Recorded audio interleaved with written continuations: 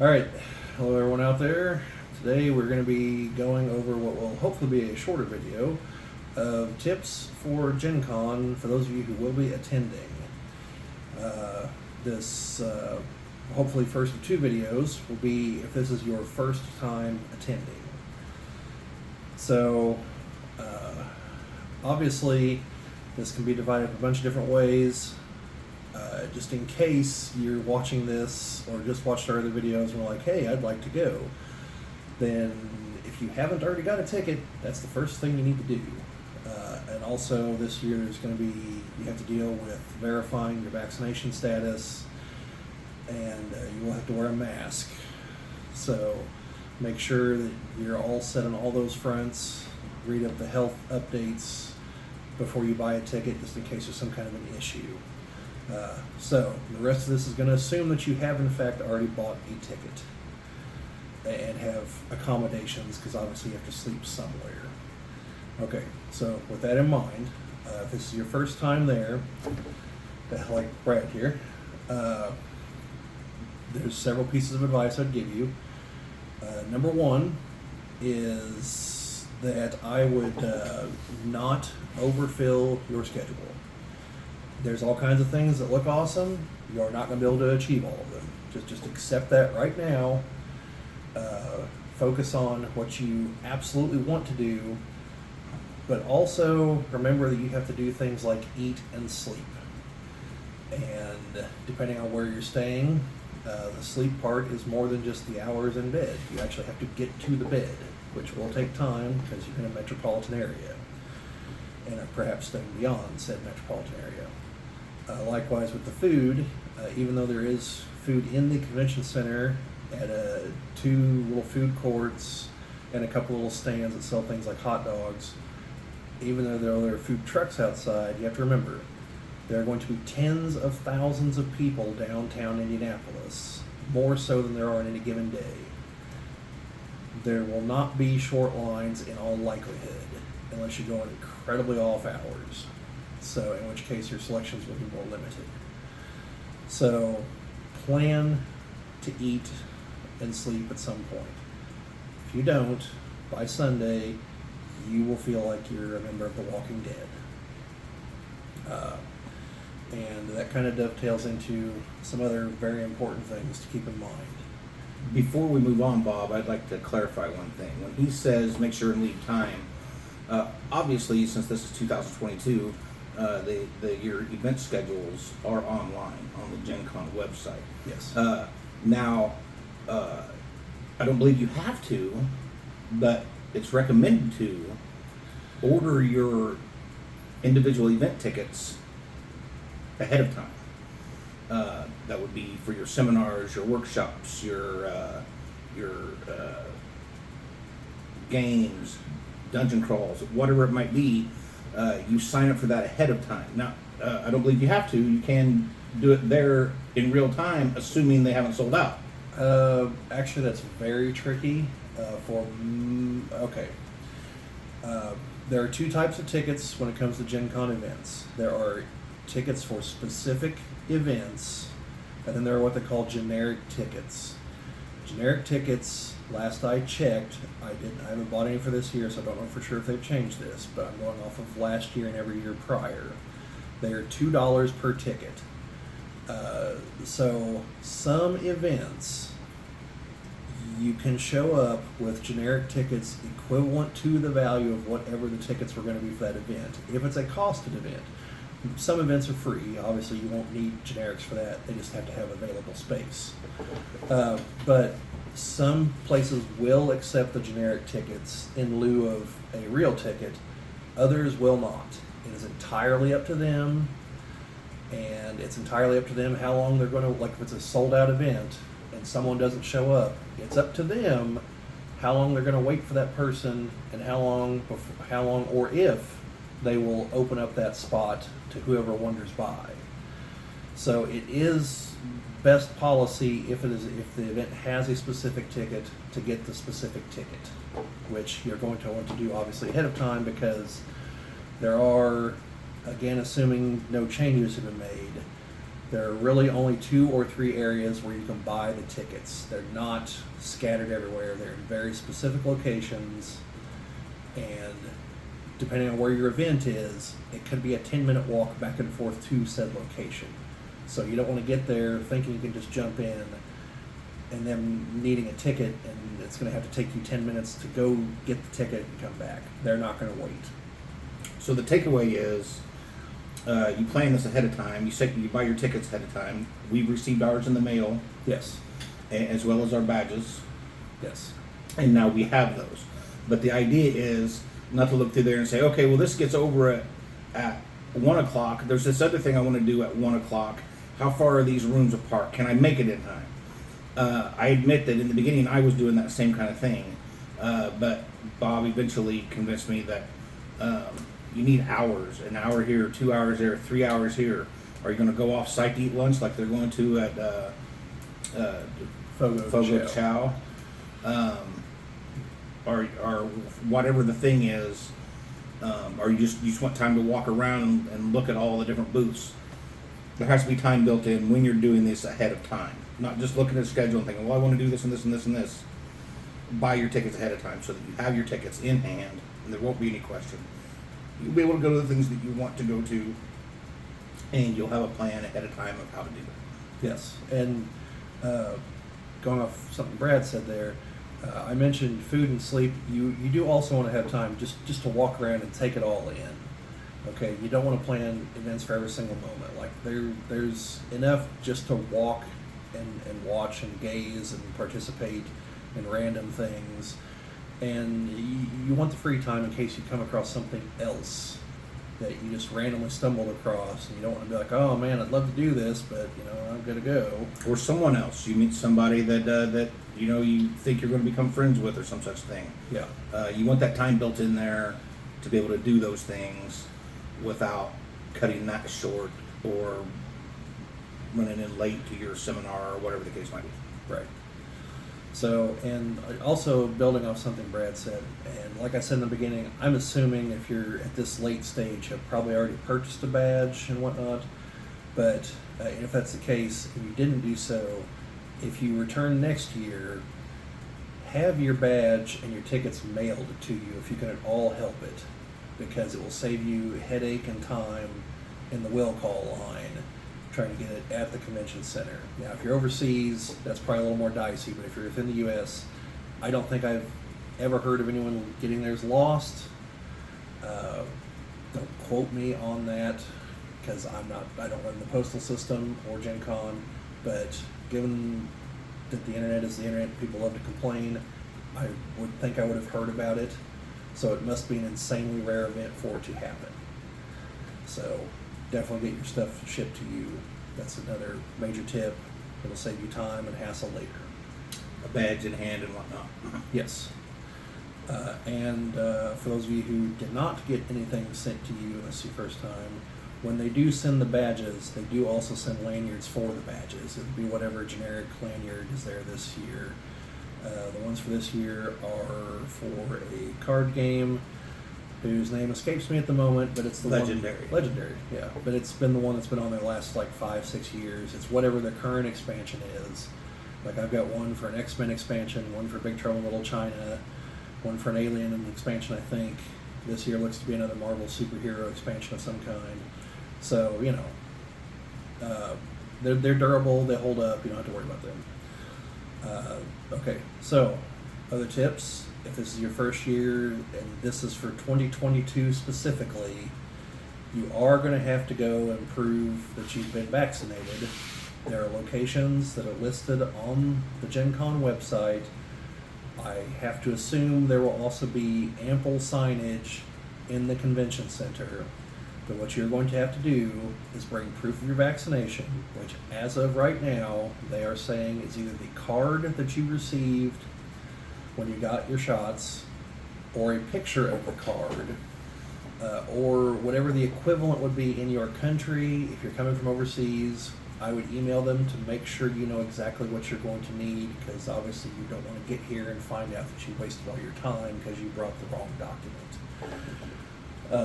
And there is a phone pass that I think they use in New York and a couple other states, but I don't know the name of it, that is listed as acceptable.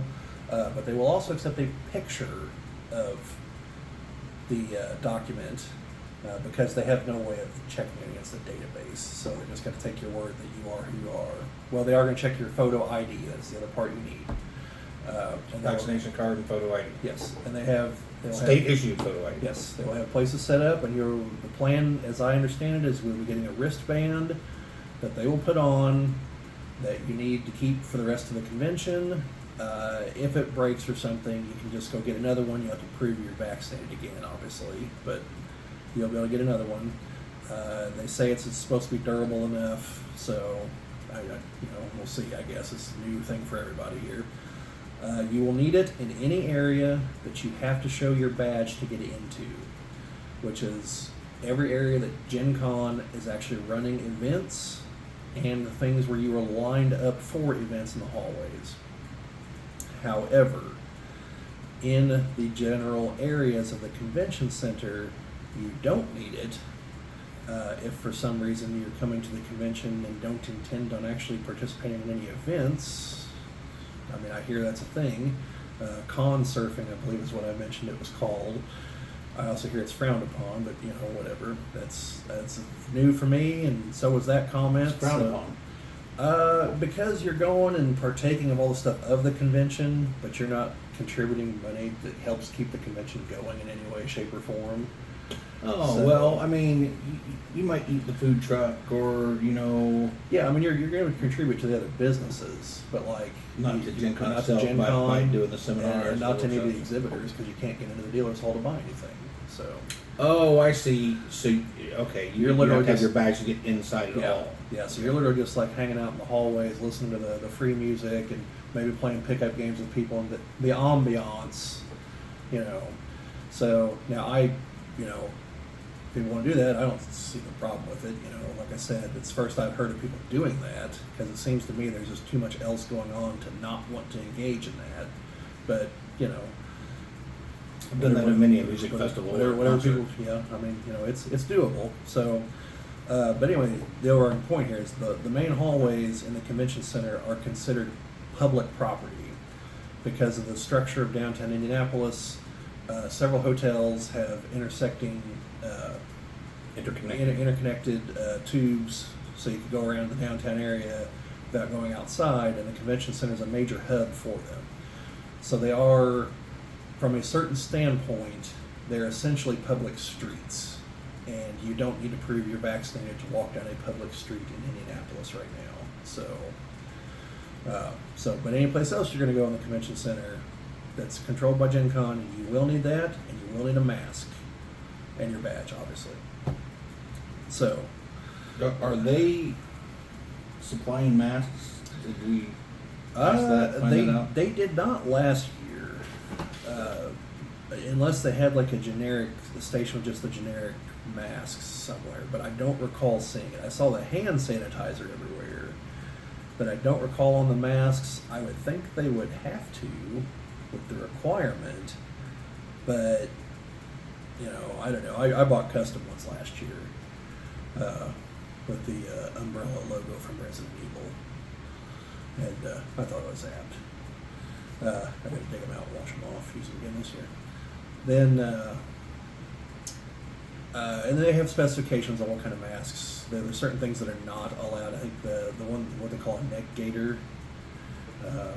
I've never worn one, so I have no idea what that is. I have several. I used those for work for a long time. Yeah.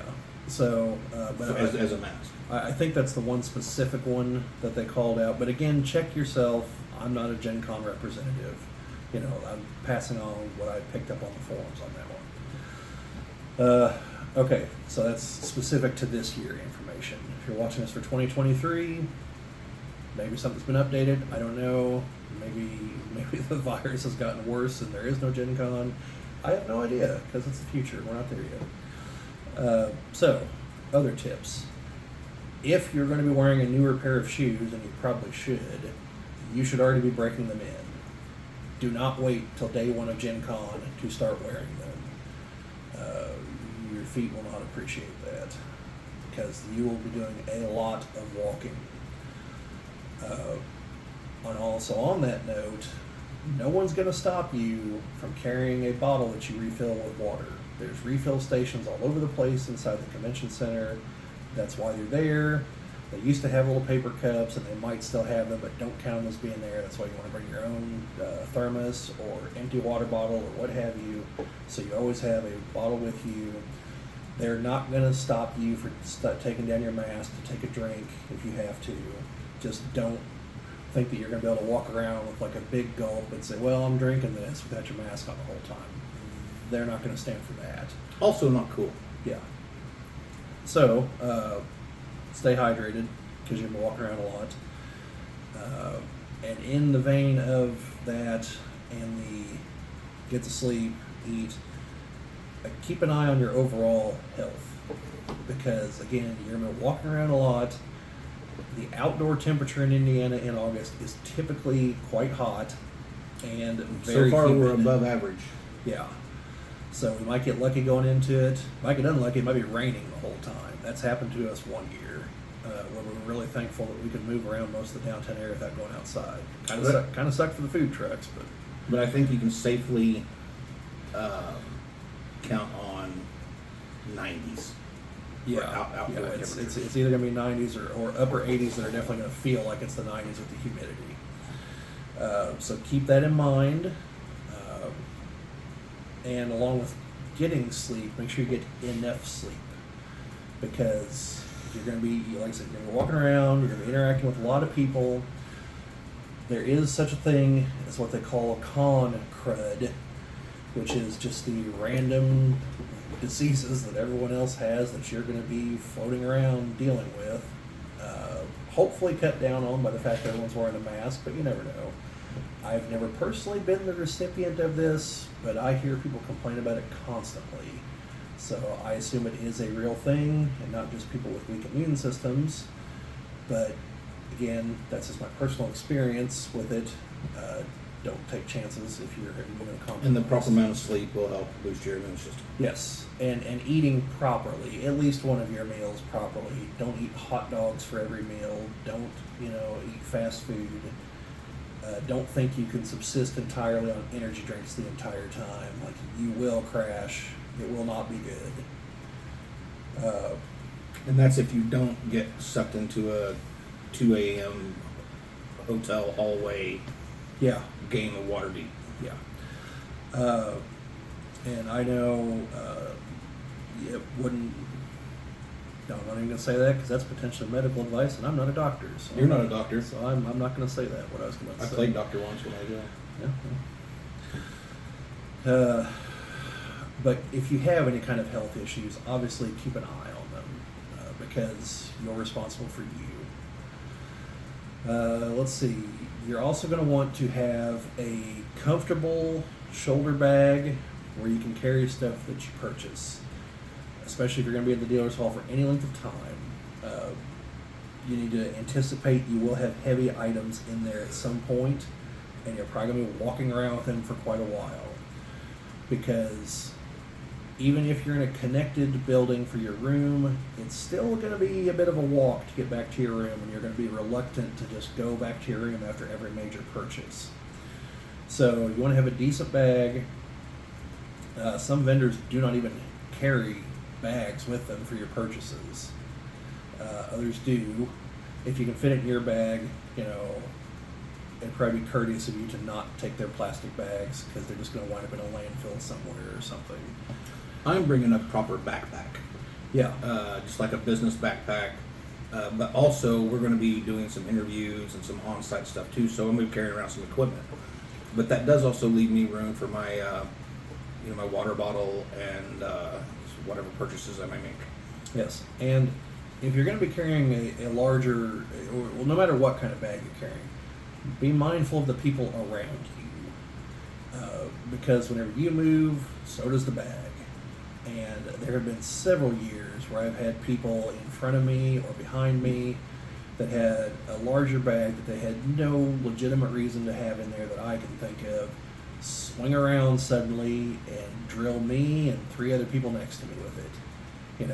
So not just for that, just in general. There's going to be tens of thousands of people there.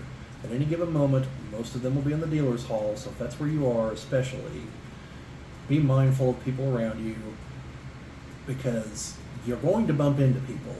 Just don't be the jerk that has, 10 carry-on bags behind you.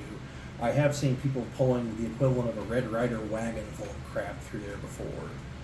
To me, that is just completely uncalled for. Like, I don't know what you're hoping to accomplish with that.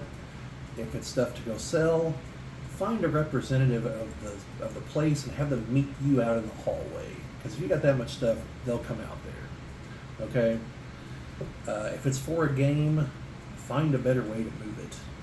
Like, to me, it's just rude. Okay?